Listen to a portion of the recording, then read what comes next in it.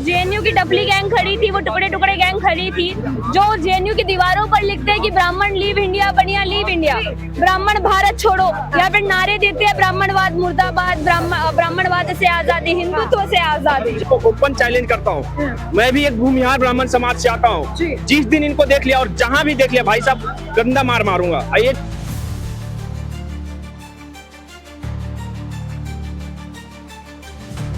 Propaganda से करना, उसके बाद से सवर्ण समाज को टारगेट करना। लेकिन देखिए सवर्ण समाज इतना कमजोर नहीं है। और सबसे पहली बात बता दूं, ये जो सीखा है ना, ये कमजोरी का निशानी नहीं है, बाहुबल का निशानी है। कि अगर उसकी माँ ने दूध पिलाया है तो आने वाले 1 साल वो श्यामलाल कॉलेज ज्वाइन करे, उसके कपड़े इस श्यामलाल कॉलेज के गेट नंबर 1 को फाड़ने का काम करेंगे। ब्राह्मणवाद रहेगा, इनके की चोट पे रहेगा।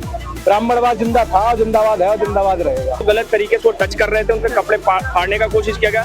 लड़कियां कपड़े उठा रही थी और लड़के उनके शरीर को गलत तरीके से टच कर रहे थे, तो इनको रेपिस्ट ही कहेंगे। ये जो वामपंथी सोच के लोग हैं या जो मीना जैसे इनको इतनी आवश्यकता पड़ गई है कि हमारी बहन बेटियों से बदतमीजी कर रहे हैं। ये लड़ाई तब तक चलती रहेगी जब तक मैं उनके दिमाग में से ये आतंकवादी मानसिकता नहीं निकाल देती कि आप हिंदू धर्म को कभी खत्म कर सकते हैं। अगर अन्य समाज की लड़की होती तो अब तक ना जाने शहर के तमाम हाईवे जाम हो गए होते या शहर की तमाम यूनिवर्सिटी जल गई होती। इस बीच में वो लड़की भी है जो रुचि तिवारी की घटना के बाद वायरल हुई, जिन्होंने ब्राह्मणवाद को लेकर जोरों शोरों से नारा लगाया। हमारे समाज ने सिखाया है किसी की बहन बेटियों को पीटना संस्कार नहीं होते, उसके मर्दों को पीटना संस्कार कहते हैं। ना ब्राह्मण मरा है, ना क्षत्रिय मरा है, ना शूद्र मरा है, ना वैश्य मरा है।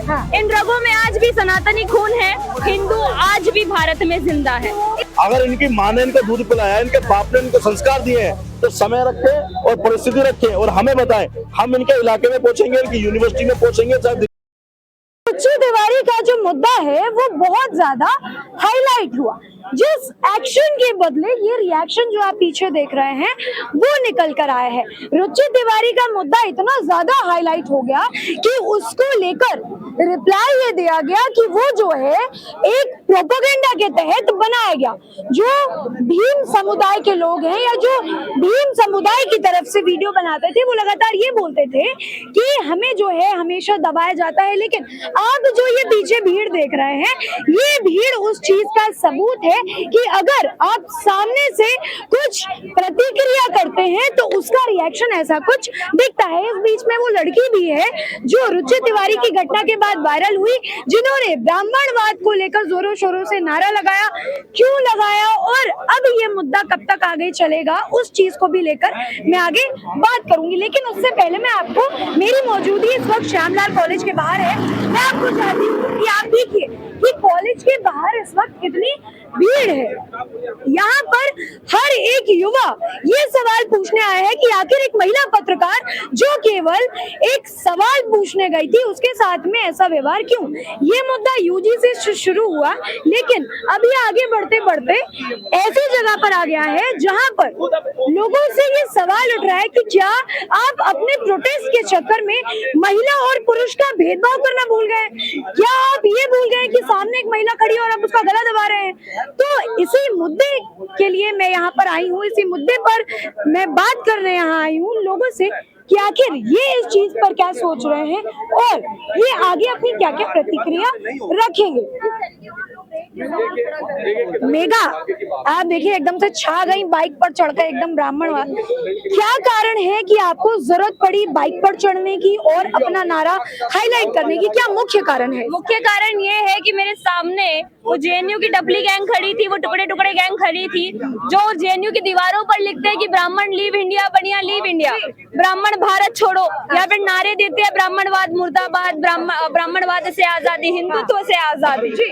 तो जो लोग मेरे सामने खड़े हैं, जो हिंदू एकता को तोड़ने की बात करते हैं, उन लोगों को जवाब देने के लिए मैंने ये नारा लगाया कि ना ब्राह्मण मरा है, ना क्षत्रिय मरा है, ना शूद्र मरा है, ना वैश्य मरा है। इन रगों में आज भी सनातनी खून है। हिंदू आज भी भारत में जिंदा है। तो ये लगातार चलता रहेगा क्या अभी तक, या अब आप लोग इस पर विराम लगाते हैं? मैम देखिए, हम विराम, अभी तो लड़ाई शुरू हुई है मैम, अभी तो लड़ाई शुरू हुई है। अभी कहाँ से आप कैसे सोच सकते हैं कि हम इस लड़ाई पर विराम लगा देंगे। जो कोई ब्राह्मणों के खिलाफ खड़ा होगा, जो कोई क्षत्रियों के खिलाफ खड़ा होगा, शूद्र के खिलाफ खड़ा होगा, वैश्यों के खिलाफ खड़ा होगा, जो कोई भी मेरे हिंदू धर्म के खिलाफ खड़ा होगा, ये लड़ाई तब तक चलती रहेगी जब तक मैं उनके दिमाग में से ये आतंकवादी मानसिकता नहीं निकाल देती कि आप हिंदू धर्म को कभी खत्म कर सकते हैं। ठीक है, क्या नाम है आपका? सत्यम पंडित। सत्यम जी, मैंने आपसे एक समय पहले भी बात की थी जेएनयू के अंदर, जब ब्राह्मण बनिया भारत छोड़ो जेएनयू पर नारे लगाए हुए थे जी, तो मैं उस समय भी देख रही थी कि पुलिस आपको धरकर ले जा रही थी और आपने उस समय भी बड़े डट कर बात की। लेकिन सत्यम जी, अब ये जो ब्राह्मणवाद ये बहुत ज्यादा जोरों शोरों से नारा चल रहा है, क्या ऐसा कारण आ गया, क्या ऐसा हो गया कि आप लोगों को सड़कों पर उतरकर ब्राह्मणवाद की जोरों शोरों से बात करनी? देखिए, आप पूरी मीडिया देख रही है, देश की मीडिया देख रही है कि वो वामपंथी सोच के लोग हैं या जो मीना जैसे गांडू लोग हैं, इनको इतनी आवश्यकता पड़ गई है कि हमारी बहन बेटियों से बदतमीजी कर रहे हैं। अगर इनकी माँ ने इनको दूध पिलाया, इनके बाप ने इनको संस्कार दिए हैं, तो समय रखे और परिस्थिति रखे और हमें बताएं।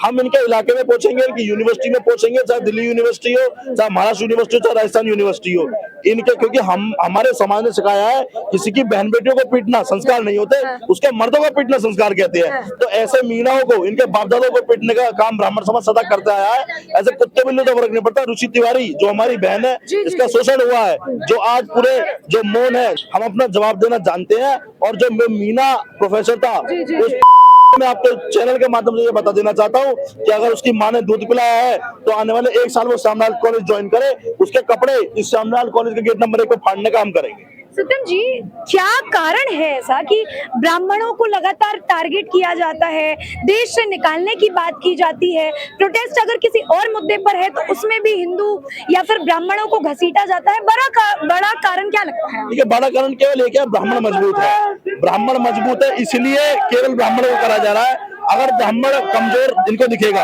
ऐसी समाज है, अन्य समाज है, इन सबको जब राजनीति के लिए कोई विषय नहीं मिलता तो ये घर से उठते हैं और ब्राह्मणों के प्रति राजनीति करना शुरू कर देते हैं।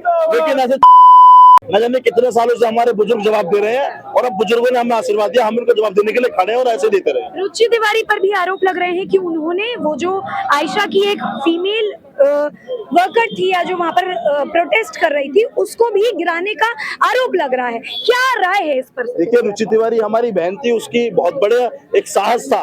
अगर अन्य समाज की लड़की होती तो अब तक ना जाने शहर के तमाम हाईवे जाम हो गए होते या शहर की तमाम यूनिवर्सिटी जल गई होती। लेकिन ब्राह्मण समाज अपनी बात शांति से रखना जानता है, लेकिन ब्राह्मण समाज हालांकि में हाथ देकर अपना जवाब भी देना जानता है। अच्छा, एक चीज और कहा जाता है, गांधी जी ने कहा था कि कोई एक गाल पर चाटा मारे तो दूसरा गाल आगे कर दो, जैसा कांग्रेस की भी हमेशा विचारधारा रही है। लेकिन जो लोग वो कर रहे हैं वही चीज आप लोग भी कर रहे हैं, क्या फर्क नहीं है? देखिए, ब्राह्मण समाज से महात्मा गांधी नहीं आते, ब्राह्मण समाज से अगर आते हैं तो वो चंद्रशेखर आजाद आते हैं। हम उनके आदर्शों पर चलने वाले व्यक्ति हैं। हम माथे में गोली मारने पर विश्वास रखते हैं, ना कि मुंह से बात करने में। देखिए, सबसे पहली बात, ये सिर्फ रुचि तिवारी को ही टारगेट नहीं किए हैं, ये हर एक सवर्ण को टारगेट करने का काम करते हैं, हर एक सनातनी को टारगेट करने का काम करते हैं। वामपंथ का काम ही क्या है?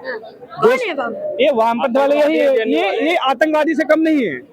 ये लोग मैं वही बोल रहे हैं ना, ये आतंकवादी से कम नहीं है, जातंकवादी हैं। जातियों के नाम पे बांटने का काम करते हैं हिंदू समाज को। और कहीं ना कहीं आप जिनके विरोध में यहाँ पे हम लोग आए हैं, जो जितेंद्र मीना है, क्या नाम है, जितेंद्र मीना, वैसे लोग इस शिक्षा का काम, शिक्षा देने का काम नहीं करते हैं, गुंडा बनाने का काम करते हैं। अगर अब शिक्षा देते हैं तो वहाँ पे एक अकेली लड़की को दबोच के मारा नहीं जाता, पीटा नहीं जाता, उसे असॉल्ट नहीं किया जाता। लेकिन उन्होंने रोकने के बजाय उकसाने का काम किया और उसी का हम लोग विरोध करने आए हैं। और हम चाहते हैं कि जो कॉलेज प्रशासन है उनको बर्खास्त करे। नहीं तो रुचि तिवारी पर भी आरोप है कि उन्होंने जो है एक आयशा की लड़की को नीचे गिरा दिया। उन्होंने जो है AISH, जिसका आयशा आतंकवादी संगठन है, उसमें से उन आतंकियों ने, उन दरिंदों ने, उन रेपिस्ट कहूंगा, 4 लड़के थे जो रेपिस्ट ही थे। लड़की के जो रुचि तिवारी है, उनको गलत तरीके से वो टच कर रहे थे, उनके कपड़े फाड़ने का कोशिश किया गया। लड़कियां कपड़े उठा रही थी और लड़के उनके शरीर को गलत तरीके से टच कर रहे थे। तो इनको रेपिस्ट ही कहेंगे, ये रेपिस्ट थे साले। और इनको ओपन चैलेंज करता हूँ मैं भी एक भूमिहार ब्राह्मण समाज से आता हूँ। जी। जिस दिन इनको देख लिया और जहाँ भी देख लिया भाई साहब गंदा मार मारूंगा। आइए लेकिन देखिए ये सारे लोग जो है लगातार आरोप लगा रहे हैं कि रुचि तिवारी ने जो है इनको पहले पिंच करा ये बोलकर कि पानी नहीं मिला, 5000 साल से पानी नहीं मिला। वहाँ का आपने अधूरा वीडियो देखा है। पहले वीडियो में पहले रुचि जो तिवारी हैं उनके साथ वहाँ पे मारपीट किया गया था। वहाँ पर भी उनके साथ असॉल्ट किया गया। एक और पत्रकार हैं दीपक शर्मा, उनके साथ भी बदतमीजी करी गई। एक अमनीषा पाल पत्रकार है, उनके साथ भी बदतमीजी करी गई। ठीक है, उसके बाद से रुचि तिवारी आक्रोश में बोलती हैं कि उन्होंने बोला पानी नहीं मिला। इन्होंने पानी नहीं मिला तो तुम जिंदा कैसे हो? नॉर्मल सवाल है, कोई भी पूछेगा अगर पानी नहीं मिला तो तुम जिंदा कैसे हो? तो अभी कह रहे हैं कि पहले दूसरी तरफ से ये कहा गया कि हमें पानी नहीं मिला। तो इन्होंने काउंटर क्वेश्चन किया। काउंटर क्वेश्चन को उन लोगों ने मुद्दा बनाने का काम किया और लेफ्ट का हमेशा से रहा है कि प्रोपेगेंडा सेट करना, उसके बाद से सवर्ण समाज को टारगेट करना। लेकिन देखिए सवर्ण समाज इतना कमजोर नहीं है। और सबसे पहली बात बता दूं, ये जो सिखा है ना, ये कमजोरी का निशानी नहीं है, बाहुबल का निशानी है। अच्छा देखिए, आप लोगों ने पत्रकारों की बात की तो ये भी कहा जा रहा है कि ये जो पत्रकार हैं ये पहले पुक करने का काम करते हैं, बीच में घुस जाते हैं, प्रोटेस्ट नहीं करने देते हैं और जगह जगह उल्टे सवाल। वास्तविकता को जानना पोक करना होता है क्या? आप भी पत्रकार हैं, आप यहाँ पे वास्तविकता जानने आई हैं, तो आप मेरे को पोक करने आई है। आपका काम है दोनों पक्ष के बातों को सुनना, ठीक है, और जो वास्तविकता है वास्तविकता के बारे में बात करना। आप वहाँ पे आते हैं रोहित बामुला एक्ट के लिए, ठीक है, आप आते हैं वहाँ पे यूजीसी के समर्थन में और आप नारा लगाते हैं कि ब्राह्मणवाद मुर्दाबाद, ब्राह्मण बनिया भारत छोड़ो, तिलक तराजू और तलवार इनको मारो जूते चार। ऐसा अगर नारा लगाइएगा तो हमारी भावनाएं आहत होंगी और हम सवर्ण समाज के जब हमारी भावनाएं आहत होती है तो सरकार भी पलट देते हैं हम लोग। सरकार भी पलट देते हैं। कांग्रेस को भी ऐसा ही गुमान था, कांग्रेस को ऐसा गुमान था ना, सरकार पलट दिए थे ना, ठीक है। मैं तो बिहार से आता हूँ, दोनों भाई बिहार से आते हैं। अगर इनको ऐसा लगता है कि ये ब्राह्मणवाद से आजादी चाहिए इनको, और अगर ये नारा लगाते हैं दोबारा जेएनयू के दीवार पे अगर ये लिखते हैं कि ब्राह्मण बनिया भारत छोड़ो, तिलक तराजू और तलवार, तो इनको आजादी देने का काम करेंगे हम, अच्छे तरीके से आजादी देंगे। और अगर इनको लगता है कि ये ब्राह्मण बनिया लाला राजपूत इन लोग को भारत से बाहर निकाल देंगे तो ये लोग जी लेंगे। हम आपको अभी बता देते हैं देश का सबसे अमीर आदमी कौन है? अंबानी। कौन है वो? किस जात से आते हैं? बनिया। अब यहाँ पर फिर जातिवाद पर रुक लीजिए, मतलब वो करे तो रासलीला, हम करे तो कैरेक्टर ढीला। बनिया से आते हैं। हमारे सलाहकार मंत्री जो है वो कौन है? अजीत डोभाल जी, ठीक है, वो किस जात से आते? क्षत्रिय है। हमारे विदेश मंत्री कौन है? एस जयशंकर साहब, ब्राह्मण है। आपको लगता है इनके बिना ये चल भी पाएंगे? जब तक ये स्वर्ण जातियां है ना तब तक ये टीके पड़े हैं। स्वर्ण जातियां जिस दिन मयान से तलवार निकालेगा इनसे नंगा नाच करवा देगा। आप लोकतंत्र का 4 स्तंभ जानती है ना? सनातन का 4 स्तंभ जान लीजिए, राजपूत, ब्राह्मण, भूमिहार, बनिया, यही है 4 रहेगा पूरे भारत के अंदर। अब पूरे भारत में ब्राह्मणवाद होकर रहेगा। अच्छा ये बताइए, ये दिक्कत होनी चाहिए, कोई दिक्कत की बात नहीं, दिक्कत होनी चाहिए और ब्राह्मणवाद रहेगा, डंके की चोट पे रहेगा। ब्राह्मणवाद जिंदा था, जिंदाबाद है और जिंदाबाद रहेगा। तो हम ना किसी को दबा रहे ना किसी को उठा रहे, हम अपने समाज की लड़ाई अपने दम बलबूते पे कर रहे हैं। ना तो हम किसी के समाज को गलत बोल रहे, ना किसी समाज को टारगेट कर रहे। जिस प्रकार से दिल्ली यूनिवर्सिटी के अंदर हमारी बहन के साथ गलत व्यवहार किया गया, उस जो श्यामलाल कॉलेज का प्रोफेसर मीणा, जितेंद्र मीणा जिसका नाम था, जिसने करा हमारी बहन के साथ, वो बहुत ही गलत करा। और एक प्रोफेसर को जिसके हाथ में शिक्षा होती है बच्चों को देने के लिए, वो व्यक्ति जाति देखकर वहाँ पर पूरा प्री प्लान काम करके हमारी बहन के साथ, हमारे समाज की बेटी के साथ एक गलत कार्य करा। ये करना नहीं चाहिए किसी भी, चाहे वो कोई भी जाति का आदमी क्यों ना हो। आप उसकी जाति देखकर, तिवारी देखकर उसके साथ गलत व्यवहार किया। ठीक है।